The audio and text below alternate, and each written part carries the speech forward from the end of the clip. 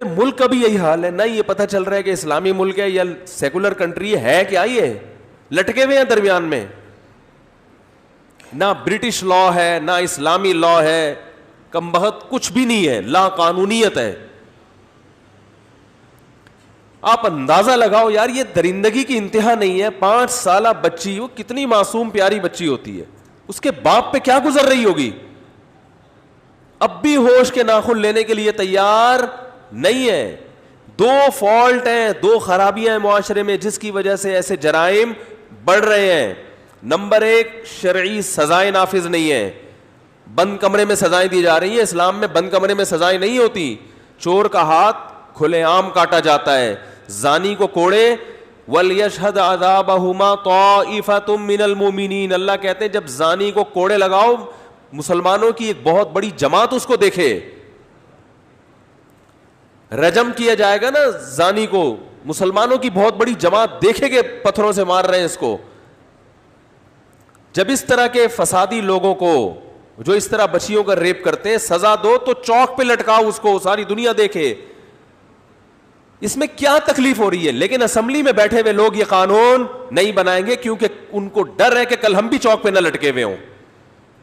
ان کی تو جیلیں آپ جا کے دیکھو, بحریہ ٹاؤن سے اچھی تو ان کی جیلیں ہوتی ہیں سیاسی لوگوں کی. اپنے لیے کیسی خوبصورت جیلیں بنائی ہوئی ہیں دیکھو, ہیں سیاسی جیلیں ہوتی ہیں نا, ان میں بچے بھی پیدا ہو رہے ہوتے ہیں ان کے, اگلے وزیر اعظم بھی جیل میں پیدا ہو رہا ہوتا ہے, صدر بھی جیل میں پیدا ہو رہا ہوتا ہے. کوئی کام ان کا رکتا ہی نہیں ہے. اسلام میں جیل نہیں ہے, اسلام میں سزا ہے چوک پہ لاؤ, کوڑے لگاؤ, پتلی گلی سے نکلو, کیش سزا, چلو جاؤ اب کام کرو, اب جو کرنا ہے کرو. اب تو کوئی تمہیں تانا نہیں دے گا کہ سزا ملی ہے, بس تو ہو گئی سزا. جیلیں بنائی ہوئی ہیں, غریب کی جیل الگ ہے, امیر کی جیل الگ ہے. سیاسی لیڈروں کی جیل نہیں, وہ بحریہ ٹاؤن ہے. وہ سعودی عرب میں ایک بنگلہ دیشی کو پکڑ لیا کسی نے, وہ بیچارہ غریب آدمی, اس کو اتنی اچھی جیل ملی نا. ویسے سعودیہ کی جیلیں ساری اچھی نہیں ہیں, لیکن بعض دفعہ وہ کوئی ایسا مجرم نہیں ہوتا تو بڑی پروٹوکول مل جاتا ہے جیل میں. ہمارے ملک سے پھر بھی بہرحال اچھی ہیں.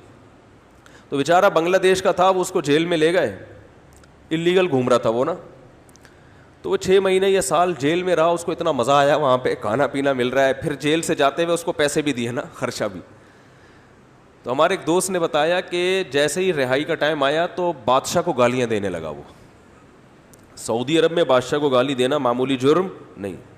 تو جیل کا عملہ ہنسنے لگا, اس نے بولا تجھے دوبارہ نہیں پکڑیں گے, جا یہاں سے. وہ سمجھ گئے کہ یہ چاہ رہا ہے کہ مجھے 1 سال,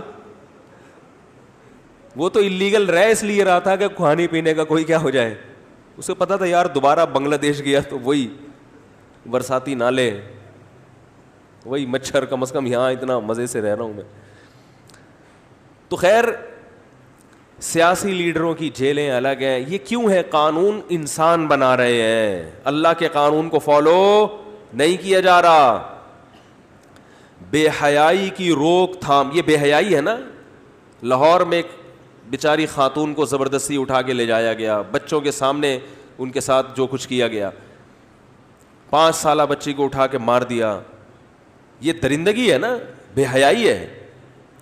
تو اسلام نے بے حیائی کو روکنے کا جو قانون بنایا ہے وہ ہم سے پوچھ کے نہیں بنایا, اور کہا سب کو فالو کرنا پڑے گا, سمجھ میں آئے تو بھی, نہیں سمجھ میں آئے تو بھی.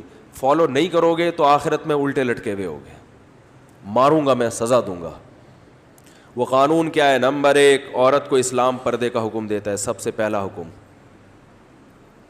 خواتین کہتی ہیں مرد اپنی نگاہوں میں حیا پیدا کریں, ہمیں پردے کا پابند بولو بھائی نہ کریں.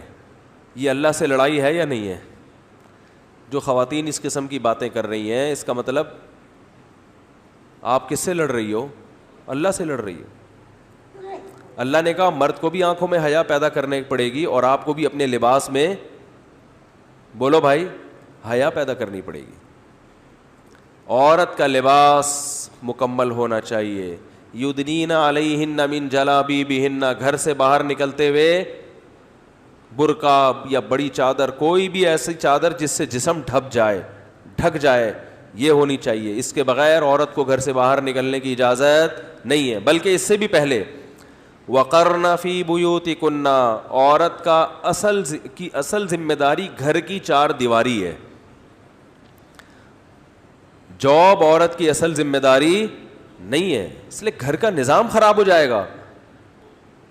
ہاں کوئی مجبوری ہو تو وہ الگ بات ہے، بعض دفعہ مرد کی آمدن کم ہوتی ہے، گھر چلانا مشکل ہوتا ہے، تو پھر عورت اس کا ساتھ دے سکتی ہے. مجبوری کے حکام کیا ہیں؟ الگ ہے. یا کسی ایسے شعبے میں عورت جاب کر رہی ہے جو ہے ہی خواتین کا، اب گائنی کی ڈاکٹر تو عورتیں ہی بنیں گی نا. نہیں آ رہی سمجھ میں بات؟ تو وہ ایک الگ چیز ہے، اس میں اپنے ذاتی مفاد کو قربان کرنا پڑتا ہے اجتماعی مفاد کی خاطر، لیکن وہ محدود ہی ہے. اصل قرآن نے عورت کا وظیفہ بیان کیا، قرنا فی بیوتکن، گھروں میں قرار پکڑو. اس کا یہ مطلب نہیں ہے کہ آپ خواتین کو اپنے ساتھ سفر پہ نہ لے کے جائیں، آپ ان کو جو ہے وہ گھمانے پھرانے نہ لے کر جائیں، یہ مطلب نہیں ہے. مطلب یہ ہے کہ جاب آپ نے کرنی ہے اور کھانا کس کی ذمہ داری ہے گھر میں رہ کے؟ عورت کی. باقی سفر میں تو میں لوگوں کو کہتا ہوں صحابہ بھی لے جایا کرتے تھے. وصاحبتہ وبنی، قرآن میں ہے نا کہ جو ہر وقت تمہارے ساتھ رہتی ہے، قیامت کے دن اس سے بھی دور بھاگو گے. تو یہ قیامت کے دن ہی دور بھاگو گے، دنیا میں دور بھاگنے کی اجازت نہیں ہے. تو صحابہ تو میدان جنگ میں لے جایا کرتے تھے اپنے ساتھ. تو جو جائز تفریحات ہیں، جائز، وہ تمام کی تمام اپنے گھر والوں کو دینی چاہیے. جائز تفریحات جتنی بھی ہیں، اس کے لیے گھر سے نکلنا پڑے کوئی حرج نہیں ہے. تو دوسرا حکم کیا ہو گیا؟ پہلا حکم ہو گیا گھر کے اندر رہیں. وہ یہ اسلام بے حیائی اور اس جیسے واقعات کی روک تھام کے لیے احکام بیان کر رہا ہے.